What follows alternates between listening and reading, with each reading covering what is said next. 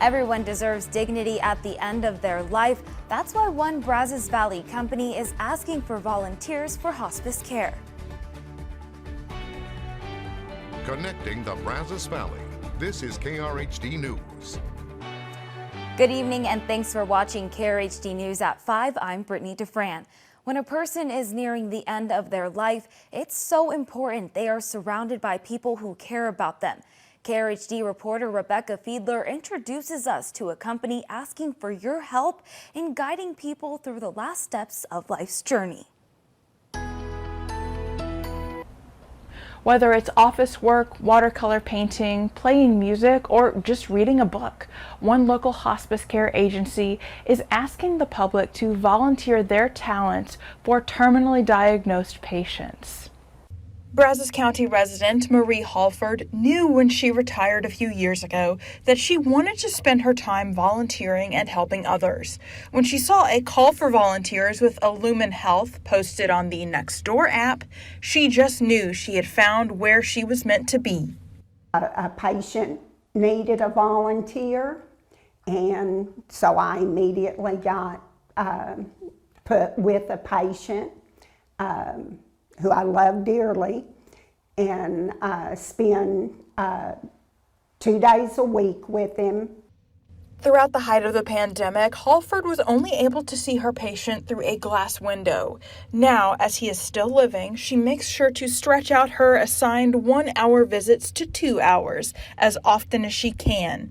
This hospice patient's family live out of town and can't always be with him. I read to him. We have conversation and just spend time with him. Illumin Health employs medical workers and counselors to deal with most of a patient's needs as they undergo hospice care at home or in nursing home facilities. But the work that their volunteers do is something they need more of. We have 2 ways you can volunteer. There's the patient side, which involve patient visits, and you are matched when you come in and go through orientation. Then there's the administrative side, which we always need help filing and doing patient binders and things like that.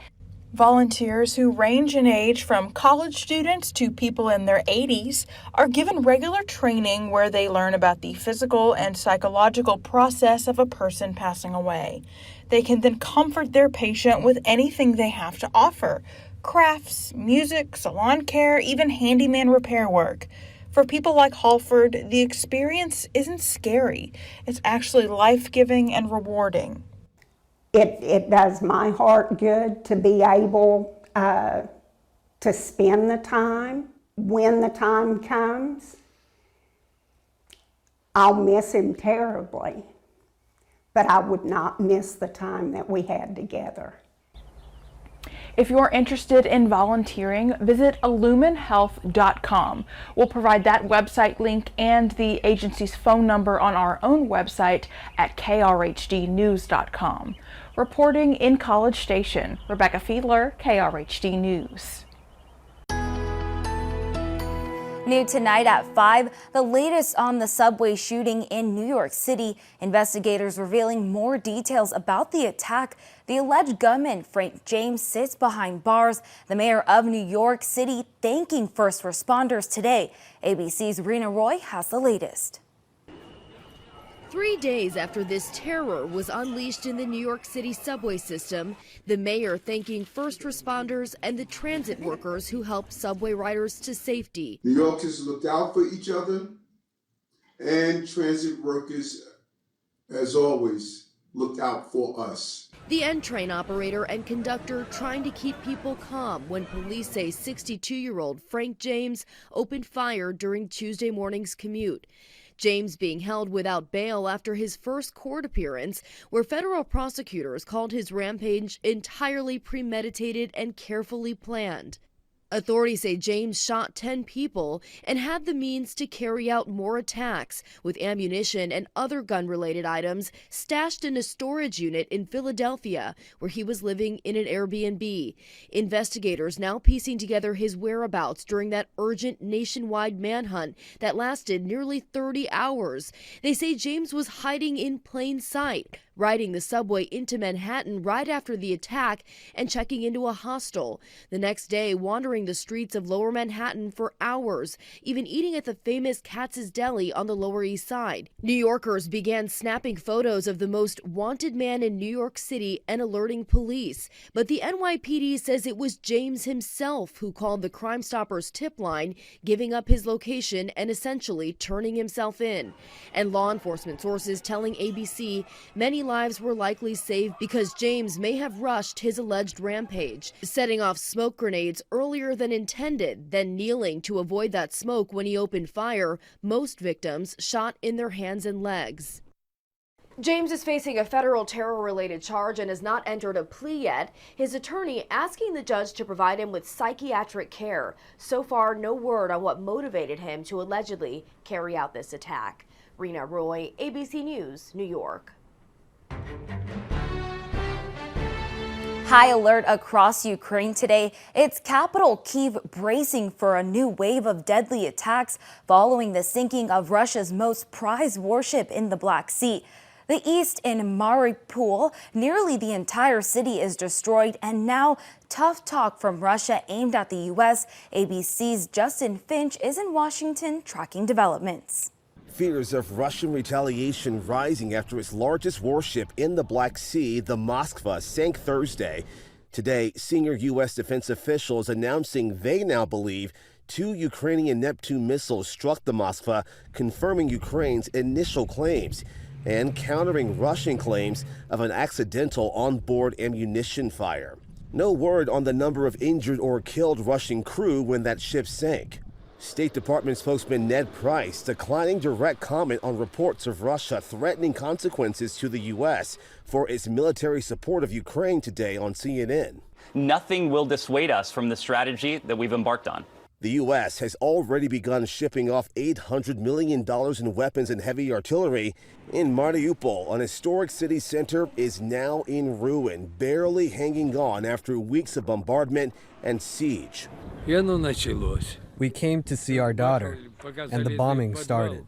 Across Ukraine, several humanitarian corridors now open again, allowing safe escape for civilians. The U.S. ambassador to Poland says the neighboring nation has welcomed millions of refugees. Poland is close. It's proximate to where these refugees want to go. They want to go home. They want to go home and rebuild broken Ukraine. The CIA director warning of Russian escalation and not ruling out the use of nuclear weapons, though he says the U.S. has not seen much practical evidence such a move will happen anytime soon. In Washington, I'm Justin Finch, ABC News. Retail theft has spiked during the pandemic, and as states wait for federal action, a growing number are taking matters into their own hands when it comes to online marketplaces. Recent measures aim to prevent both theft and fraudulent sales on platforms like Amazon, eBay, and Facebook. Illinois, Ohio, Arkansas, Alabama, and Colorado have all passed legislation, and more are considering it, according to the Retail Industry Leaders Association. Really what we're trying to get at is to make it harder to sell stolen goods from behind a fake screen name, a fake business, folks that are using the anonymity of the internet to dupe consumers into buying something that's stolen. RELA says this is a win for both online retailers and the general public. However, Amazon has raised concern that states doing this on their own will create a patchwork of regulations and end up hurting law-abiding sellers. They're encouraging states to wait for the bill in Congress to pass. RELA agrees a federal measure would make things more cohesive, but says that most states have been following the bill in Congress as a framework. There won't be different kinds of regimes that folks will have to sign up for. It'll just be, providing if you're a small business, you're really providing the marketplace you're selling through with some very basic business information. So it really wouldn't matter what state you were in, where you were buying from, where you were selling to. Now, for those in states that don't have protections yet, he says double check that a seller is legitimate before buying what may seem like a good deal. Counterfeit items can have more consequences than just wasting your money. A lot of folks that are selling, fake knockoffs, some oftentimes dangerous products that don't meet safety standards, are made with dangerous chemicals, perhaps have lead in them. An item having bad reviews or no reviews at all can be a red flag. Also, if the seller doesn't have a real website. Tax day is on Monday, but are you sure that you're getting the full refund that you're owed? The IRS estimates that 20% of people eligible for the earned income tax credit are not claiming that money. Now, that credit alone could put thousands of dollars back into your pocket, and Alexa Liacco found how you can get the money you're owed even if you've already filed your taxes. So this is going to be your federal return? It's probably one of your least favorite things to do. This is your total income for the year? But this year, the chore of filing your taxes could mean a bigger refund than usual. Got to make sure that you get that money that you deserve. Xavier Farrell works with AmeriCorps. He's helped with all kinds of projects across the country. Everything from stocking food banks to fire prevention. But now he and his team are helping prepare taxes for free. Their biggest mission, helping families get bigger refunds. Giving those people the money that they so rightfully deserve back from the government, it's been incredibly humbling.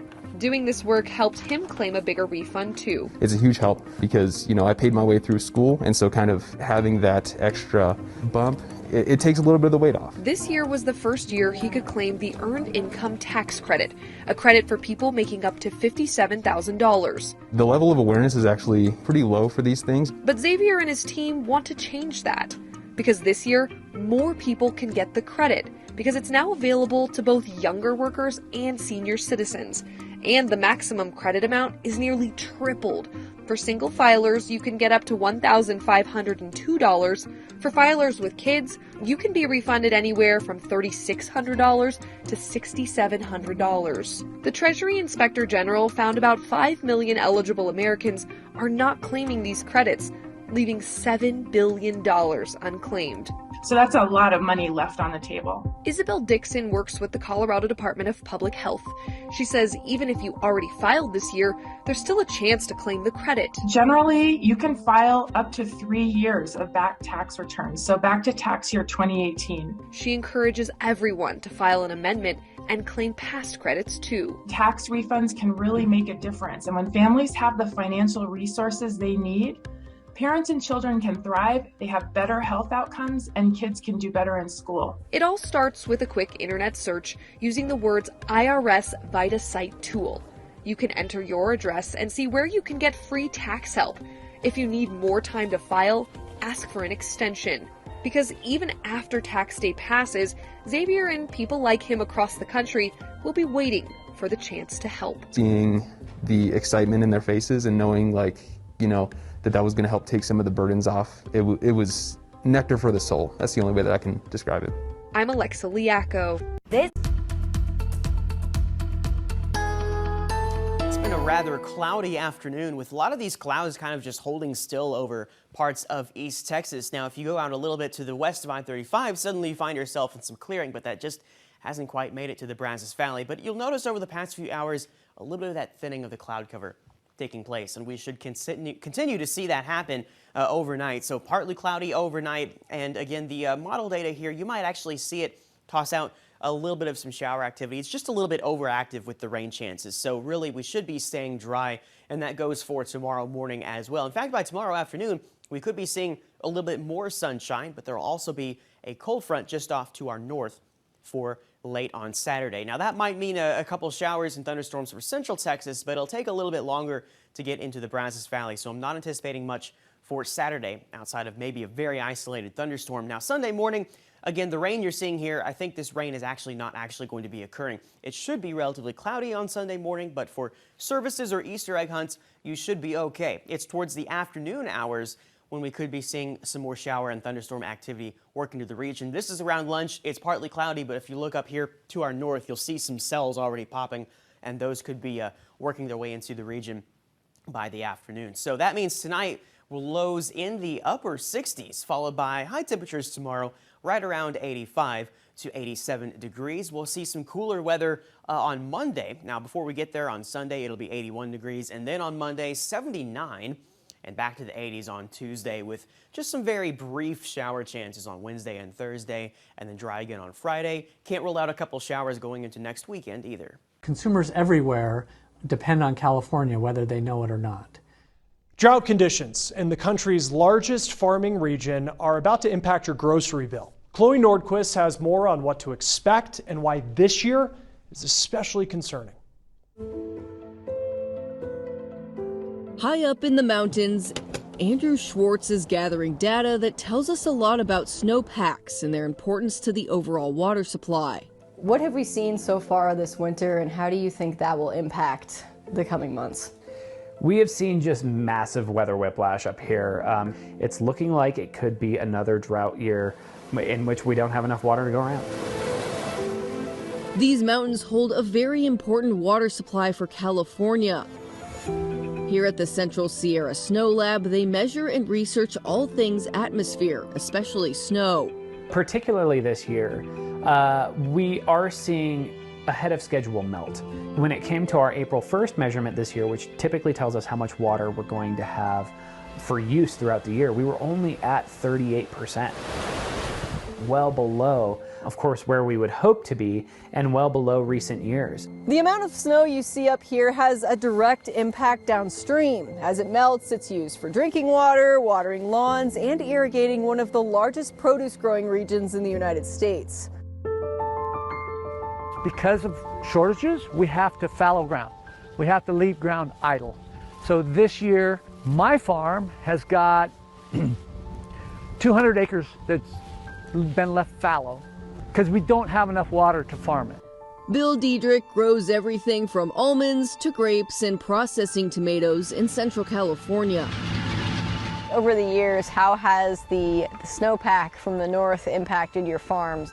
Our focus is primarily on water supply as a result of what has happened over the last 30 years in water supply in California. If you're in New York or Boston or Miami or North Dakota and you're putting pizza sauce on a pizza or dipping a chip in some salsa, chances are the tomatoes that went into that product came from California. Mike Wade with the California Farm Water Coalition is expecting around 800,000 acres of farmland in California to sit idle this year. If you are a farmer and you live to make things grow, that opportunity is becoming more and more difficult to maintain. We're looking potentially at 40 to 45% of the farmland in California having little or no water at all. We're already seeing price increases for fresh produce, and it's going to be worse this year because of the reduced production that's coming from the state. While the snowpack is not the only water supply in California, it tells experts a lot about future water availability. Given where we are in time, we're at a tipping point. There's going to have to be some hard decisions moving into the future where is somebody's livelihood more important than somebody's right to water? I'm Chloe Nordquist, reporting. Companies like DoorDash and Grubhub are taking a bite out of restaurant profits. We've talked about that, and now several lawsuits are in motion that could lead to improved transparency on those apps. Now, in the most recent case filed in March, D.C. Attorney General Karl Racine accuses Grubhub of listing certain fees as taxes in order to sneak them past customers. He also says the company listed restaurants without permission, which is a practice that can increase the chances of an incorrect order. Attorney General Racine has been pretty active in pursuing lawsuits when he feels that consumers are being duped. As alleged, it fits the pattern of the kind of case that he would pursue, deceiving or allegedly deceiving the public, adding hidden charges, false websites, and the like.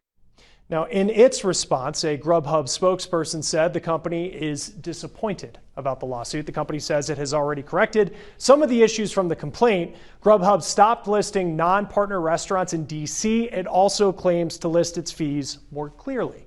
If the AG's office prevails, then I think that's going to really set in motion a lot of copycat cases against others in the kind of intermediary industry like Grubhub as well as those in the travel and leisure industry and others who maybe don't do exactly this, but could be accused of something somewhat similar. World News Tonight is just ahead, and we're back in 30 minutes for KRHD News at 6. Until then, have a